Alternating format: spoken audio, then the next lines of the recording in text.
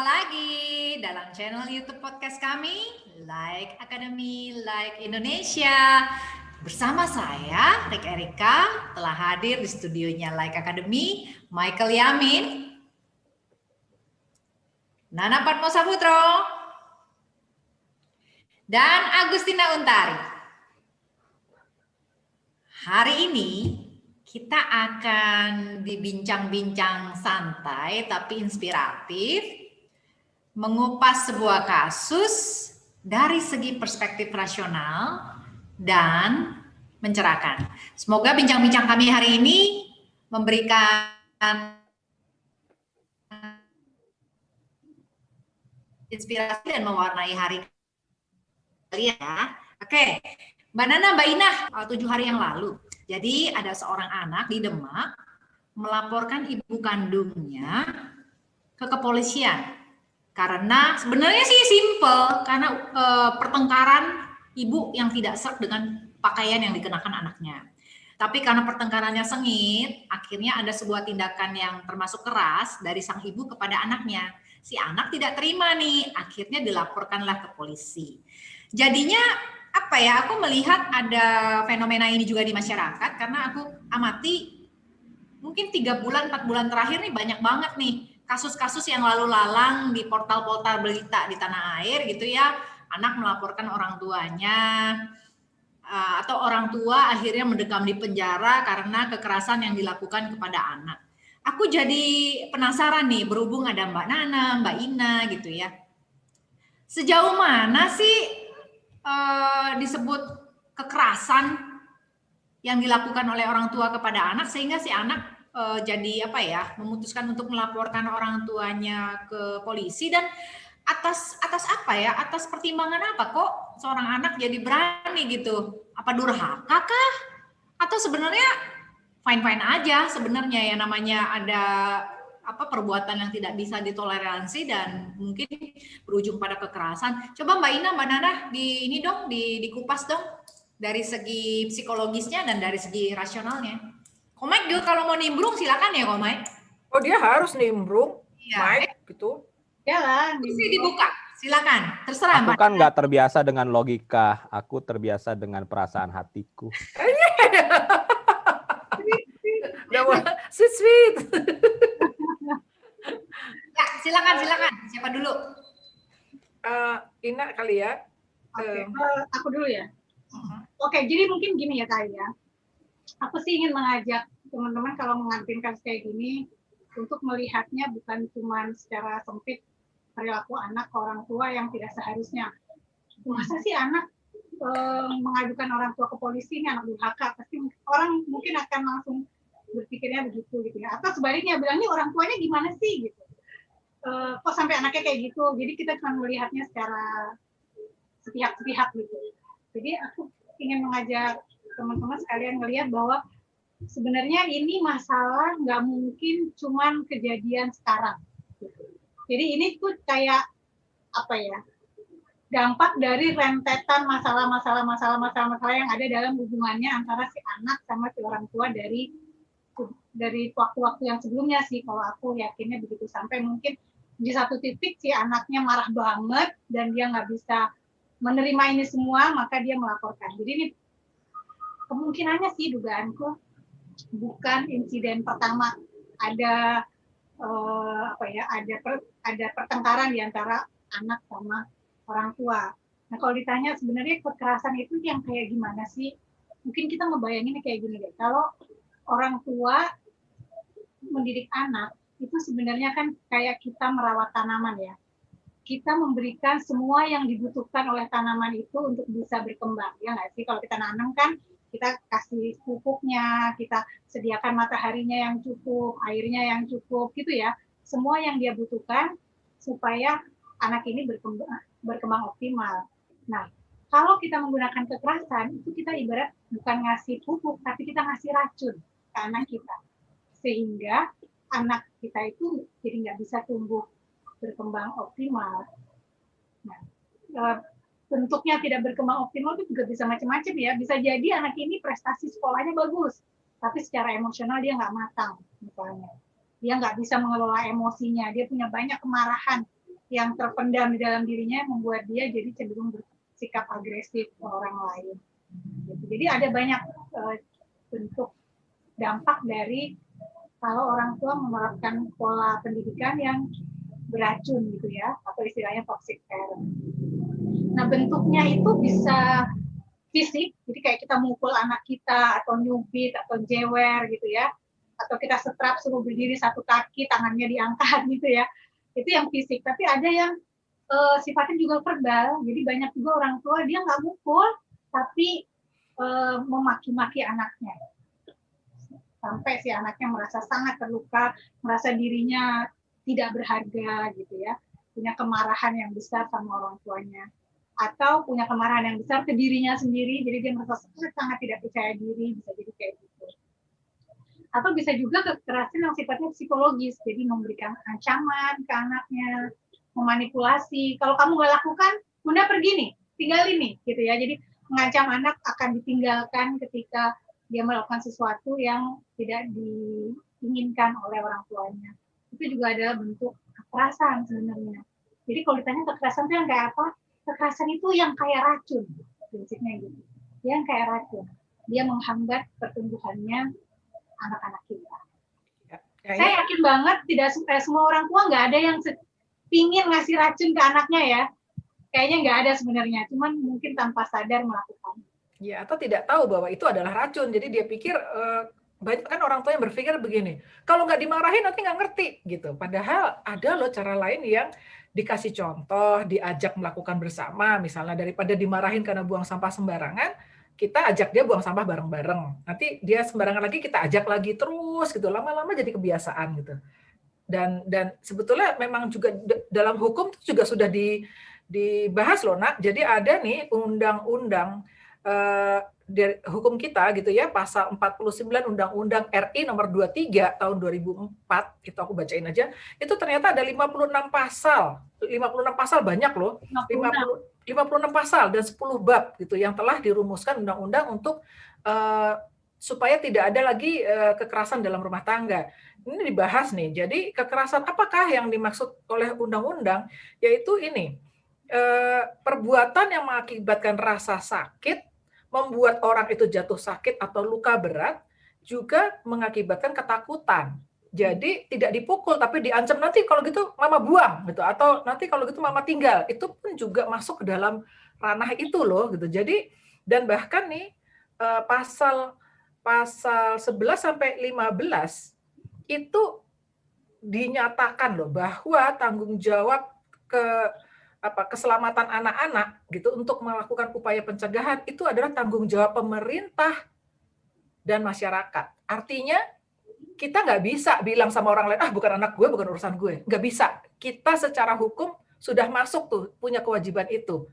Jadi mungkin buat teman-teman pemirsa di sini harus tahu bahwa kita memang punya kewajiban untuk melindungi anak orang, bahkan dari orang tuanya sendiri. Dan kalau kita melakukan itu, step in gitu ya, terus orang tuanya bilang, nggak usah ikut nggak usah ikut campur urusan gue ya. Kita bisa bilang, ini urusan negara karena ada undang-undangnya. Gitu ya, teman-teman bisa ngomong tuh, Undang-Undang Nomor 23 tahun 2004. Itu kewajiban kita. Jadi nggak usah takut step in, karena begini, aku sih mikirnya gini, setiap anak itu kan tidak berdaya. Anak masih kecil, orang tuanya gede, berotot gitu. Nah, jadi siapa lagi yang bisa melindungi anak? Kalau bukan orang-orang dewasa yang ada di sekitarnya, termasuk orang tuanya. Jadi kalau orang tuanya tidak bisa melindungi dia, ya kitalah masyarakat, kita tetangganya, atau kita tantenya, atau kita adalah omnya gitu loh. Dan itu masuk dalam hukum, sudah kewajiban hukum kita sebagai warga negara. Kita nggak bisa ngeles gitu loh, karena kita kan negara hukum ya gitu loh. Sudah cukup jelas ya sebenarnya di sini? Definisinya jelas ya, Naya.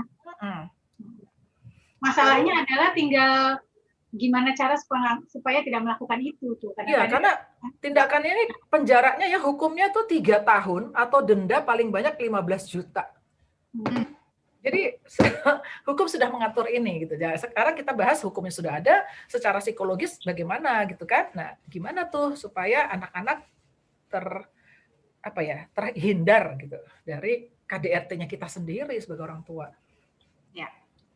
Jadi ini sebenarnya adalah ini ya, reaksi dari anak ya, mungkin karena tidak tahan atau akumulasi dari mungkin apa ya, kekerasan-kekerasan yang sebelumnya terjadi mungkin ya, karena nggak sekonyong-konyong ya Mbak Nana, Mbak Ina, hanya karena bertengkar terus tiba-tiba terus langsung lapor polisi. Jadi mungkin ini adalah akumulasi yang numpuk sekian lama, akhirnya inilah puncaknya. Mungkin dan kita jangan bilang bahwa itu anak durhaka ya, enggak loh. Karena kata-kata durhaka tuh harusnya tidak diterapkan kepada pihak yang lebih lemah.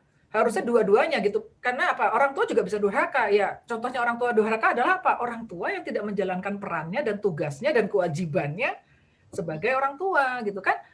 Kan masyarakat banyak yang percaya bahwa anak adalah titipan Tuhan gitu ya.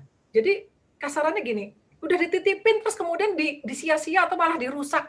Ya jelas dimarahin lah. Aku aja dititipin sepedanya siapa temenku gitu, terus kok gue injek-injek gitu, atau kerusakin atau apa, ya marahlah yang punya gitu loh. Nah di sini kita nggak bisa menunggu Tuhan marah karena kita belum meninggal ya, tapi ternyata negara sudah melindungi, karena bagaimanapun juga anak-anak kita adalah warga negara gitu. Jadi menjadi tanggung jawab negara. Jadi kalau kita dilaporin oleh anak kita, jangan kita buru-buru bilang bahwa anak kita tuh durhaka. Siapa tahu kita memang, bukan siapa tahu ya nanti yang memutuskan kan polisi ya. Polisi kan akan mengecek apakah betulnya laporannya, apakah memang anaknya cuma ngaku-ngaku atau cuma mau cari perhatian atau apa gitu ya. Nanti akan dicek. Jadi kita bisa tahu nanti setelah pengecekan apakah kita memang melanggar hukum apa enggak. Kalau kita melanggar hukum ya kita belajarlah untuk menjadi orang tua yang tidak melanggar hukum kan gitu ya. Tapi sebelum kejadian baca deh di googling gitu ya, Undang-Undang Nomor 23 tahun 2004. Gitu. Kalau aku mikir gini, nah mungkin kita tidak melanggar hukum, tapi satu hal yang pasti adalah ada masalah antara hubungan kita sama anak kita. Tuh. Jadi bisa jadi kita nggak melanggar hukum nih, tapi kita perlu menyadari bahwa bukan berarti nggak ada masalah. Ada masalah yang perlu diberesin, yaitu antara kita sama anak kita sih. Iya. Itu sih. Jadi ya lakukan sesuatu lah kalau bisa untuk supaya hubungan kita sama anak kita menjadi lebih baik gitu ya.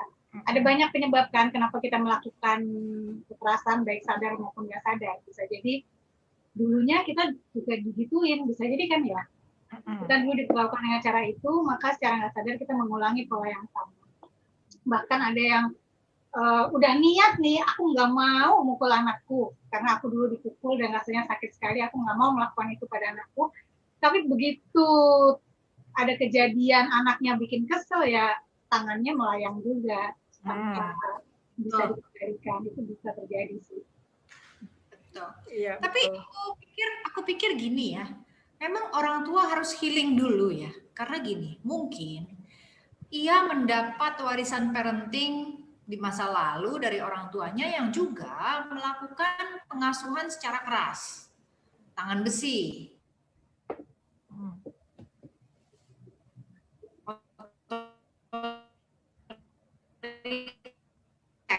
Misalnya gitu ya. Anak harus nurut mutlak 100% kepada orang tua. Kalau ya udah emosian gitu kan. Aku melihat pola ya, generasi baby boomers ke atas ya. Jadi aku nggak tahu culture-nya gimana, mungkin juga warisan dari parenting dari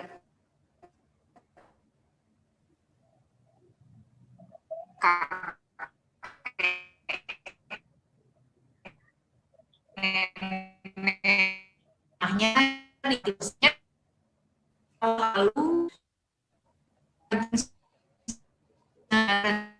parenting yang kekinian gitu ya, karena anak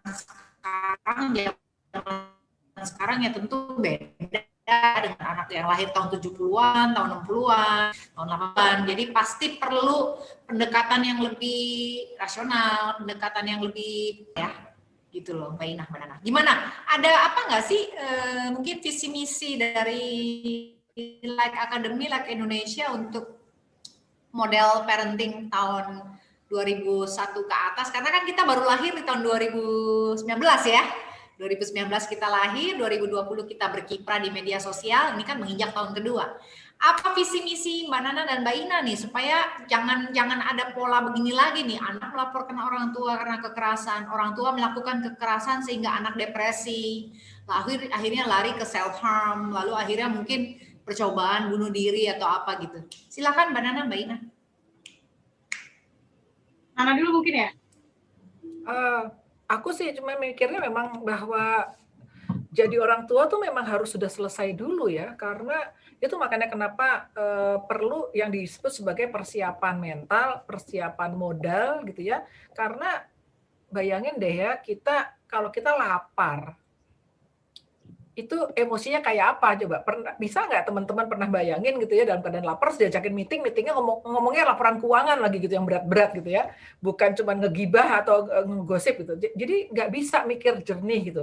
Nah, jadi seperti itu juga pada saat kita kekurangan uang gitu ya, atau belum mampu secara finansial, lalu kemudian kita sendiri lapar, lalu kemudian anak lapar dan anak merengek, kita akan marah karena dua hal sebetulnya, rasa bersalah dan juga karena emosi karena kita lagi lapar. Jadi itu sepertinya bertubi-tubi gitu coba itu. Jadi meskipun banyak orang yang suka mencibir, kalau nunggu siap kapan siapnya? Oke, betul. Tapi kan kita memang harus bikin persiapan. Kita nggak bisa menertawakan persiapan. Bagaimanapun juga orang yang lebih siap akan lebih bagus, lebih berkualitas menghadapi kehidupan ya. Jadi satu, siapin dulu mentalnya, kemudian kedua siapin juga modalnya gitu. Nah, mentalnya kayak apa? Kalau aku sih mikirnya simple, yaitu selesai dulu dengan masa-masamu. Jadi kalau kita belum puas gaul, belum puas keluyuran, terus suatu hari kita punya anak terlalu muda misalnya gitu, dan emosi kita juga masih meletup-letup, maka anak merengek untuk hal yang wajar misalnya karena dia ngantuk. Tapi karena kita muda, kita juga masih emosian, anaknya kita tampar. Atau kita bilang, cengeng banget sih ini. Gitu. Atau bahkan anak kita abaikan, kita tinggal di rumah karena kita pingin hangout sama teman-teman untuk nonton bioskop, untuk pergi clubbing dan segala macam. Atau pernah juga aku lihat ada anak kecil, bayi, umur 9 bulan, 8 bulan lah yang belum bisa jalan, ada di stroller dan ada di mana? Kafe. Di malam hari jam 11 malam. Kafenya penuh sama asap rokok. Aku cuma mikir ini orang tua gila banget. Maksudku, aku tidak against menikah muda ya. Karena banyak juga orang muda yang sudah matang. Tapi maksudku ketika menikah tuh ya sadar dirilah, lu siap apa enggak gitulah, intinya seperti itu. Itu dulu baru nanti yang lain-lain ikut ya. Jadi kita tidak akan KDRT, kita juga akan lebih bijak gitu loh. Seperti itu sih. Dan kita juga lebih enjoy, menjadi orang tua tuh enjoy karena kita siap. Kita memberikan waktu kita, berkorban pun tanpa merasa berkorban gitu loh. Itu karena kita lebih siap dan kita akan lebih enjoy gitu loh. Itu juga satu hal yang aku amatin ada tuh. Nah, jadi maksudku ada fenomenanya bahwa orang tua yang sudah menjadi orang tua, tapi dia sebenarnya belum siap untuk, bahkan dia belum dewasa. Umurnya sih mungkin udah 20, hampir 30 gitu ya, atau bahkan udah 30-an, tapi masih punya hasrat-hasrat seperti anak remaja, bisa dibilang gitu ya. Dan masih belum ikhlas tuh kalau misalnya harus berkorban dalam tanda petik ya, maksudnya harus menyesuaikan diri sama kebutuhan anaknya, itu dia masih belum bisa tuh, masih marah sama anaknya karena anaknya rewel gitu ya, tanpa benar-benar melihat dari sudut pandang anaknya. Jadi banyak orang tua yang memang belum dewasa. Jadi kalau tadi kita nanya visi misinya Parenting Delight Academy adalah kita semua pinginnya dewasa bareng-bareng gitu. Jadi anak kita otomatis lagi berproses ya untuk menjadi makin lama makin dewasa sesuai dengan tahapan usianya dia. Dan kita sendiri sebagai orang tua juga berproses menjadi orang yang semakin dewasa lagi, sehingga kita bisa jadi orang tua yang efektif untuk anak kita. Kita jadi orang yang sehat mental, supaya anak kita juga sehat mentalnya. Gitu. Kita jadi orang yang berkembang optimal potensi-potensi kita, supaya anak-anak kita juga berkembang optimal potensi-potensinya. Nah, betul tuh.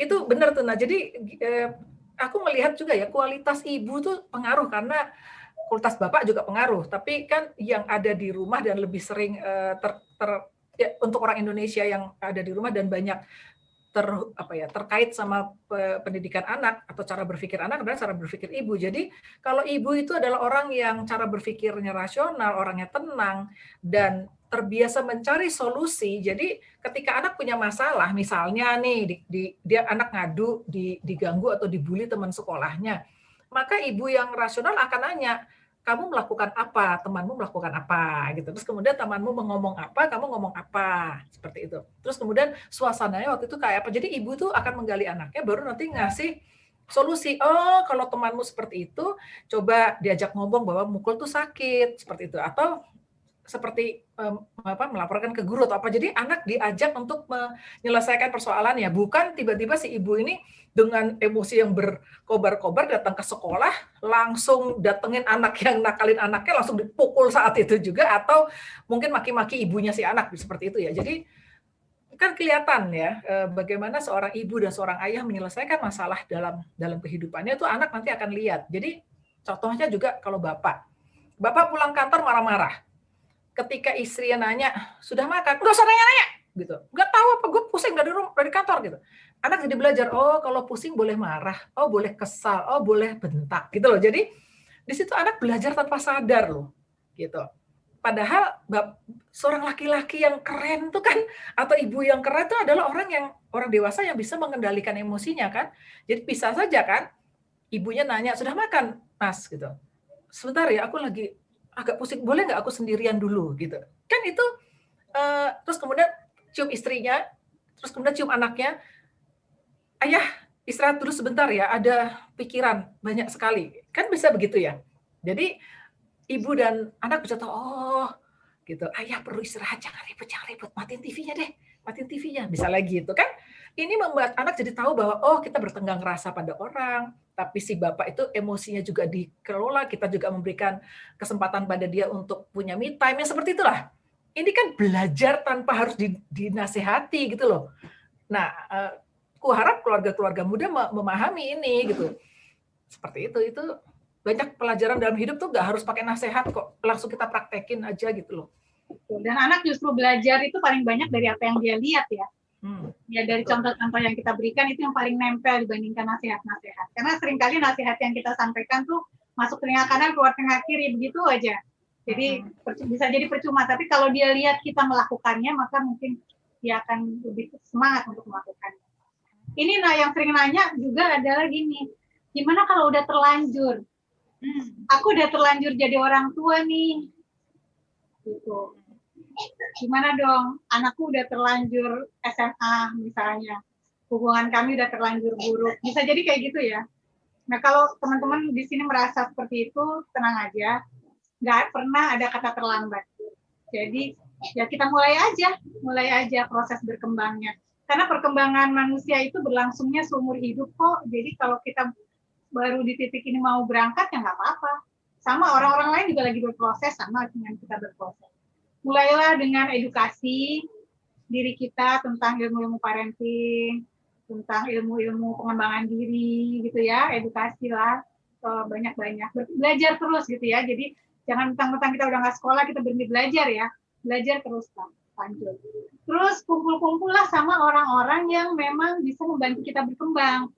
Jangan kumpul sama teman-teman yang kerjaannya ngegosip aja gitu ya, nggak berguna gitu ngomongin orang. Mendingan kumpul sama orang-orang yang kita ngomongin soal gimana caranya mengembangkan diri, gimana strategi-strategi mendidik anak. Kalau mau menegur anakku, gimana caranya yang enak ya. Kalau kamu strateginya gimana. Kalau anakku mengalami gini, anakmu mengalami gitu enggak gitu ya. Solusinya apa, diskusi gitu. Jadi kumpul sama teman-teman yang membantu perkembangan kita itu penting juga ya. Jangan sembarangan kumpul-kumpul sama orang yang justru menarik kita ke bawah, jangan yang kayak gitu. Iya, apalagi juga ini nak, secara psikologis ini sudah terbukti di mana-mana gitu ya.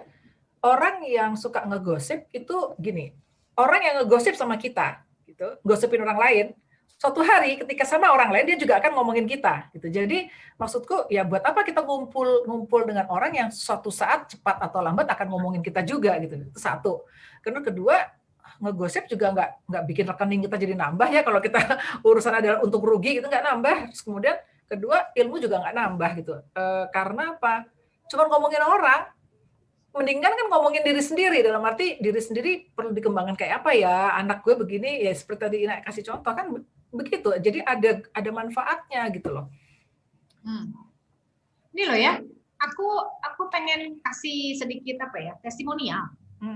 Jadi aku kan rajin ikut Cicecu, Inspire, Impact ya kan, walaupun masih dari segi penyelenggara, dalam arti nggak 100% fokus pada materi, karena masih ngurusin narasumber, ngurusin ini itu aja Mbak Nana, sambil dengar sambil ngerjain ini, itu aja aku merasa bahwa ilmu parenting yang aku serap ya dari diskusi-diskusi kita di acara Cicecu, dari obrolan-obrolan inspiratif di acara Hotspot, itu aja aku praktekin ke anakku yang sudah umur 20 tahun, itu aja membaik loh.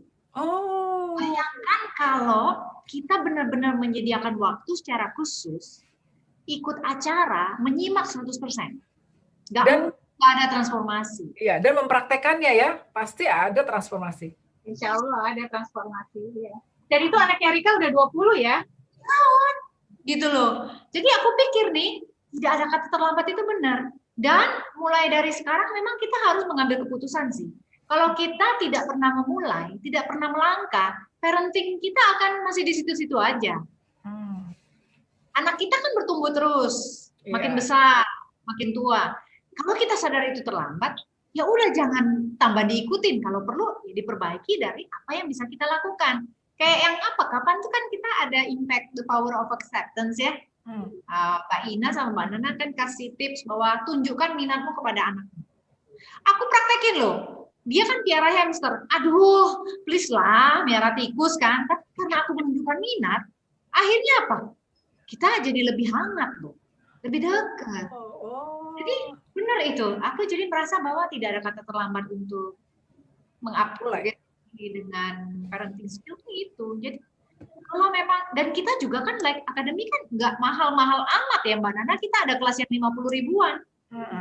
Ada acara yang gratis juga. Nah, kalau mau yang lebih komprehensif baru deh join.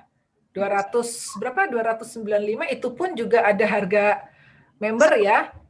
Iya. Jadi begini, dibandingkan dengan kerusakan yang kita pertahankan, lebih baik kita invest sedikit di awal, pelan-pelan, tapi kerusakan itu bisa kita sedikit-sedikit kita perbaiki. Iya, betul. Iya. Jadi kita bisa mulai kapanpun ya, Rick ya. Jadi bahkan umur 20, ketika anak kita umur 20 pun itu masih bisa masih ngejar banget ya.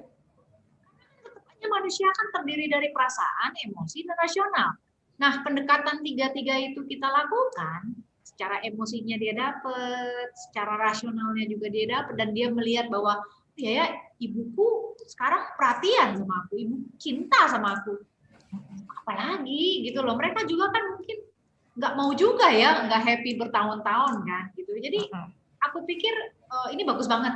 Kenapa akhirnya kita perjuangkan banget ya akademi tahun ini ada ya, karena melihat dari perkembangan dari member lain juga mereka mengakui bahwa ada perubahan, ada transformasi walaupun bertahap. Ya, memang banyak yang melakukan banyak yang bikin testimoni sih ke aku gitu ya, tiap kali nanti inbox atau apa dibilang banyak loh Mbak ininya gitu. Makanya kan bolak-balik mereka kalau ngobrol kan gitu selalu kan ngomong terima kasih ya selama ini sudah ngasih kita ilmu segala macam kan gitu. Jadi aku cuma mikir oh ya rupanya itu berdampak ya, baguslah. Syukurlah gitu ya. Dengan tiket harga 50.000, tapi dapat materinya 2,5 jam sampai 3 jam. Dari bedah kasusnya dapat, dari bincang-bincang inspiratifnya dapat, gitu kan? Iya. Iya, apalagi bisa disimak sambil ada di rumah ya. Dan banyak peserta kita yang nyimak sambil nyetrika. Kita lihat ya dan which is itu oke. Kita nggak bikin harus duduk, harus tapi enggak gitu kan. Nyimak sambil nyetrika gitu dan kelihatan gitu nyetrikanya memang dilihat sambil nengok-nengok gitu ya. Which is okay itu gitu. Dan ya kita memang pengen sesantai mungkin ya suasananya ya. Ayo dong Mbak Nana, ajakin dong teman-teman netizen untuk join acara kita dong, ayo dong. Nah itulah makanya kita bikin acara podcast ini kan seperti itu supaya ya pada ikut nih gitu. Ayo daftar nih ya, daftar ke nomor yang ada di sini gitu ya 0812 9292 1550. gitu. Jadi tanya deh ke yang ada di nomor itu gitu kan, acaranya bentar lagi apa nih kan gitu. Akan selalu ada kok. Kita tiap minggu ada kok. Tiap minggu ada. Minggu, betul. Seminggu bisa 2 kali. Subscribe dan bunyikan lonceng supaya kita yang tampil di Like Academy Channel nyampe ke Ya. handphone. Setiap acara akan kita umumkan ya di YouTube ya, acara ini gitu kan ya, harganya berapa atau ini gratis, terus jam berapa, harinya apa, akan kita umumin. Jadi kalau mencet loncengnya nanti akan dapat tuh otomatis. Jadi nggak usah sibuk WA gitu ya, atau cari informasi, ada kok gitu. Nah, sebelum kita tutup nih, karena udah hampir 40 menit nih berlalu, nggak sadar ya, karena memang asik banget ngobrolnya. Bayangkan ngobrol di YouTube channel tuh seasik ini gimana kalau ada kelasnya. Dengan tema-tema yang hangat pastinya yang sudah disusun oleh Agustina Untari karena udah ada kurikulumnya ya Mbak Ina ya. Nah, untuk itu saya tunggu telepon kalian, saya tunggu WA kalian untuk bincang-bincang, tanya-tanya tentang produk-produknya Like Academy. Oke, kalau gitu Mbak Ina deh yang nutup deh acara hari ini deh Mbak Ina. Acara hari ini kita tutup dengan dengan doa, dengan Mike joget tuh, Mike udah siap-siap, mukanya aja udah usil gitu. Udah mulai usil ya. Kita ketemu lagi insya Allah di acara-acaranya Like Academy, teman-teman ikutan yuk. Acaranya seru banget, lebih seru daripada yang barusan kita lakukan di sini. Obrolan ini masih kalah seru dibandingkan obrolan yang ada di hotspot. Biasanya kita lempar-lempar piring kok.